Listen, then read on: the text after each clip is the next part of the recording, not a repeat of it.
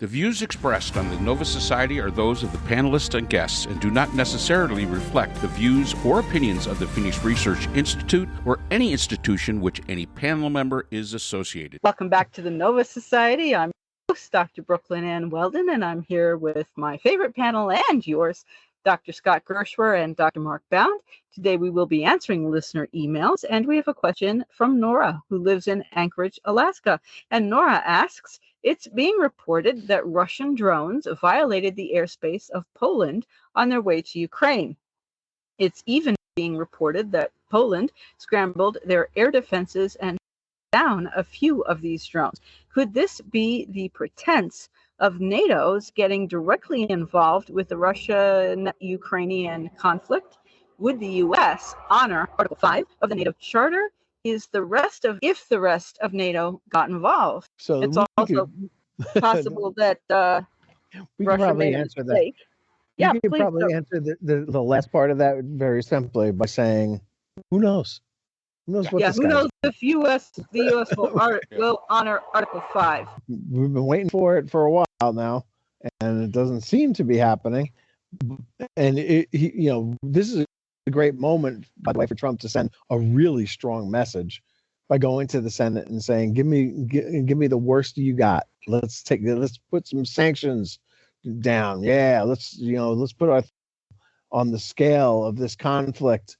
Finally, and let's fund Ukraine with weapons that they need to fight the war, and let's put more pressure on Vladimir Putin to end this war, because so far, since that meeting in Alaska, Putin has only escalated this war, and Trump looks like really like he's not even in Neville Chamberlain land anymore.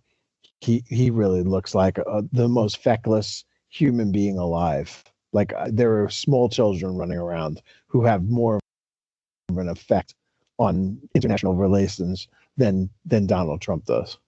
Yeah. And I think the warning sign of all this is that Russia truly believed that it was okay for them to send drones over Polish airspace. And kudos to the Poles. They reacted, shot a couple down. Kudos to them. But the fact that the Russians felt emboldened that they could violate the airspace of Poland. And as Scott points out, just after this little meeting that nobody was seen to be happy about in Alaska. So, the Russians are escalating. They're basically thumbing their nose at NATO, probably because something was said at some point in time during that meeting that made Putin believe that the Americans won't do anything, that we're just going to stay out of it totally, even if NATO becomes involved. And I think that that's a very worrying sign for the region and for Europe. And I would hope that Europe takes this sign and says, hey, you know what? We may be going this alone. We can do this, and start gearing themselves up to prepare to have to do this without the United States. And that to me is the most, troubling sign when I heard about this, because normally, we always say you never kick the bear. Well, you never kicked NATO. And this was basically a kick. Why would Putin feel so emboldened to do this, especially over Poland? There's other routes that he could send missiles through. It makes zero sense unless he's just testing the waters to see what NATO will do. And the only reason I would think that he would test those waters is if he truly believed in his heart of hearts that the United States under Trumpy Trump won't do anything. And that's concerning. It should be concerning to our European allies and the members of NATO. Do you think there's any possibility that these drones strayed into Polish airspace by... No. I mean, technology's great whenever it works, granted. But no, there was too many. If it was one or two, you can say, well, we had a malfunction. Okay. You could probably get away with that excuse. But there were too many. I mean, Poland shot down what? 10? So I thought I read that they shot down like 10. It's being updated all as it goes along. I'm not really sure the exact number, so please don't hold me to it. But I think they shot down like 10. They had enough time to scramble their air defenses.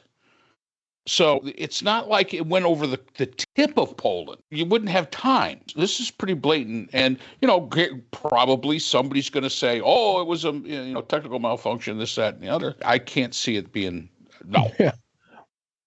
Which apparently they did. And that's already been rejected. Yes. Yeah. Oh, God. Yeah, this is not an oops. Right. And of course, they're going to probably present it as an oops. But I think the real telling thing was they were looking to see what the response was from the United States. Yeah, I agree. Entitled society today, where everything's about us and it's me, me, me, and screw everybody else. And I think that's really what we're looking at right here. Well, they were looking to see what Trump would do, and of course, there's no reply. Oh yeah, I'm really gonna get tough on Putin now, or something, or whatever it was that he said. I mean, it when he said that, oh yeah, well, it's really gonna happen, or I'm really gonna, I'm gonna do something. This, whatever it was that he said, it's obviously nothing's going to be done. It's just evident. Yeah, well, so I don't expect that this is going to stop without Trump doing something. And so if this is, I'm not saying we should go to war over this, but they've got to use some tools in the toolbox that they have, which is generally speaking sanctions, to let Russia know that this is not acceptable and that they're going to have to. Then that they cannot do this again. This was not an accident. This is, and them saying so is just typical Russian disinformation. There was another spokesperson who said that that they're not putting up with this anymore, meaning Russia, and that any sign that Poland or anybody else, any NATO troops are going to enter Ukrainian territory is going to be met with violence. And I think that we should not send NATO troops into Ukraine and let Ukraine continue to fight this war, but give them all the tools that they need to do it. And that's really, I think, probably the smartest thing that Trump could do right now is let Vladimir Putin know in no uncertain terms that this war is going to continue and that we are going to continue to give Ukraine the weapons that they need to fight this war, and that as long as he wants to keep fighting it, we're all willing to fight it. As long as Ukraine is willing to go along with that's the message that needs to be sent. I don't think he'll do it to his buddy Putin, who's are we saying he's going to be a taco? Trump always chickens out. Yes, I am. Yeah, I mean, whose word Trump takes over the United States Intelligence Service? Right. Yeah. I mean, look, it's tough. He's in a tough spot, and we're all in a tough spot with him. But this is what happens to appeasers, right? When you appease somebody, it just makes them want to take a little bit more. And this was an escalation that needs to be addressed, and the appeasement has to stop. And appeaser, Trump the taco, whatever you want to say, this has to end. And a more clear message obviously has to be sent. And I don't think it can come from Trump, Scott. It has to. It has to come from Trump. Honestly, I don't know, because if we look at what happened in Alaska, that really went badly. Oh yeah, terrible. I mean so I don't honestly think Trump could make it any better. Maybe, they're sending Kellogg, who's the envoy to Ukraine, retired general. Maybe somebody else other than Trump himself making a statement. I don't care.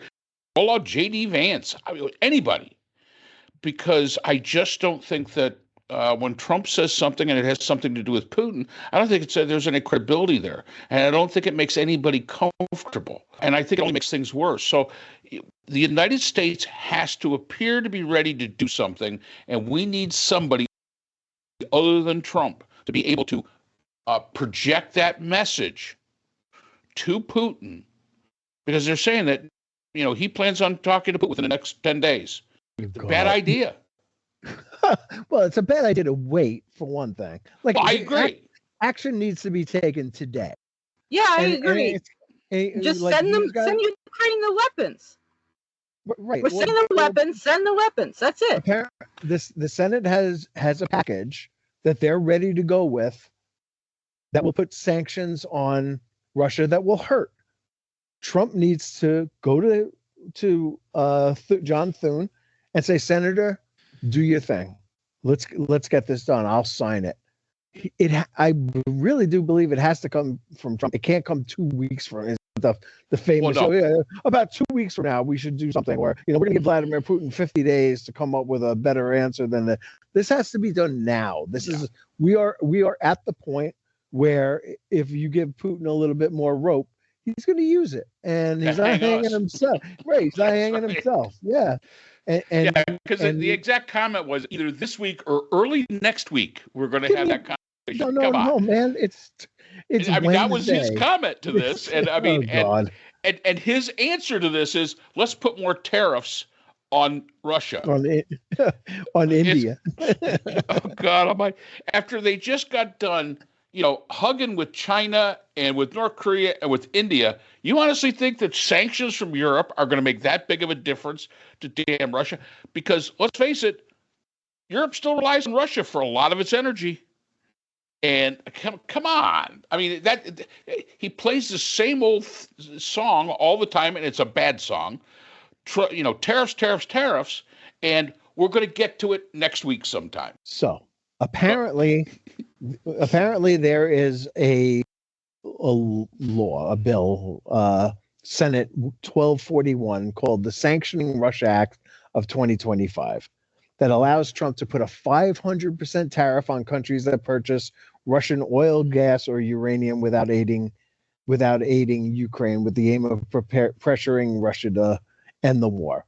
Led by Graham Blumenthal and Dan Sullivan, whoever that is. Okay, that's one thing.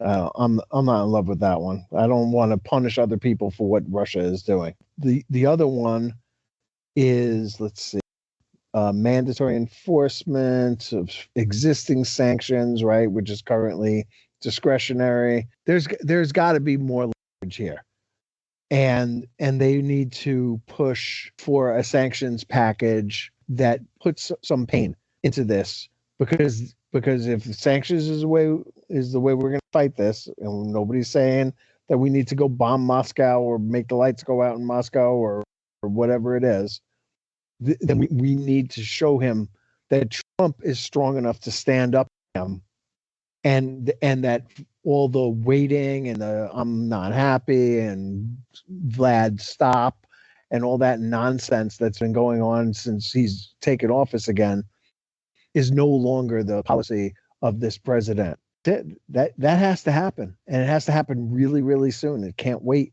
There's no explanation and Trump will. I think you're probably right. He'll say, well, you know what, as it turns out, Vladimir says that it was a mistake on the part of the drones, and I tend to believe him. So, they'll do that. But that's only going to make this worse. And eventually, someone, it might be Trump, it may be his successor, it may be somebody else, is going to have to fight Vladimir Putin one way or another. And again, I'm not talking about bombing anybody over this. I'm not throwing bombs at Russia, but you can, if you lock them down, if you cut off their money supply, if you supply Ukraine with advanced weapons, and let him see that from now on Ukraine has 100% U.S. support, which he's never had as long as Trump's been in office, that this is what's going to happen. I mean, you want to be tougher than Biden?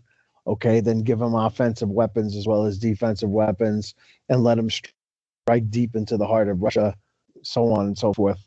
What you're walking a line here, obviously, between an escalation that leads to World War III and send a message, and somewhere in between the Vlad stops and bombing Moscow, there's a solution to this. And they've got to go find that. Yeah, and Poland has invoked Article 4 of the NATO Charter, which means the main policy making body now has to meet that when Article 4 is invoked. It's only been effective if you have deployment immediately. So my hope is they're talking deployment in Poland on NATO territory, not in Ukraine. but in Poland. And the bringing down of these drones, this was multinational. This just wasn't the Polish. The Germans were involved. The Italians were involved. I mean, this was a multinational kind of organized response to this. And I'm sure the Germans are probably a little concerned at this point in time. So yeah, the idea that Trump can say, well, next week I'll get around to it and we'll have a talk, and I'll talk to Vlad, my buddy, and it'll be, you're right. We have to have a response. It's got to be strong. And I still say, when you said we're speaking, Scott, you said we need Trump to step up and be strong. My first thought was, oh shit, that's our best chance. Yeah. We're so screwed. It's not even funny. That's like saying, what was that? Bud Light. They've been bringing back those old Bud Light commercials, and they're playing the softball game, and they need one more run, and they need somebody to pinch hit, and they go, who's available? And that girl gets up and goes, I'm available, and they pick the girl instead. Well, right. He's our euchre. You can't rely on him for anything, and so that is, yeah, that's. This is going to play out. I mean, this is probably something that everybody should keep an eye on as to how this plays out. And I think this is a real test for NATO. But I was very surprised to see that all the nations that were involved in the shutdown of these drones, the United States was not one of them. No. I'm not surprised. Take it from that, whatever you would like. I'm not surprised. And it's very unfortunate not to be surprised that we're not supporting our allies. Maybe we're in the wrong part of the country. Poland's a big place. Maybe we're in the wrong part of the country.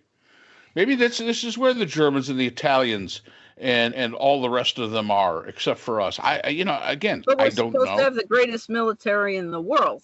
Because it was the Polish, the Dutch, with assistance from the Italians, the Germans, and NATO multinational forces were the ones that were deployed for this. I don't hear the United States anywhere into it. So, yeah, sorry. I think that's about the best we can do with that one. I mean, again, sanctioning other countries for Russia's problem is, to me, not a very good response. It's quite frankly insane.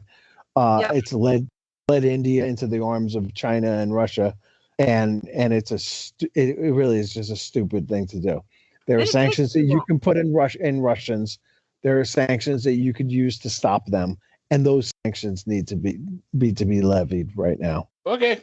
Alrighty. So thank you very much, Nora, for your question. We appreciate that, and thank you for listening as well, and thank you to all our listeners. And if you are not yet subscribed on the platform of your choice, please do so. Subscribing is free.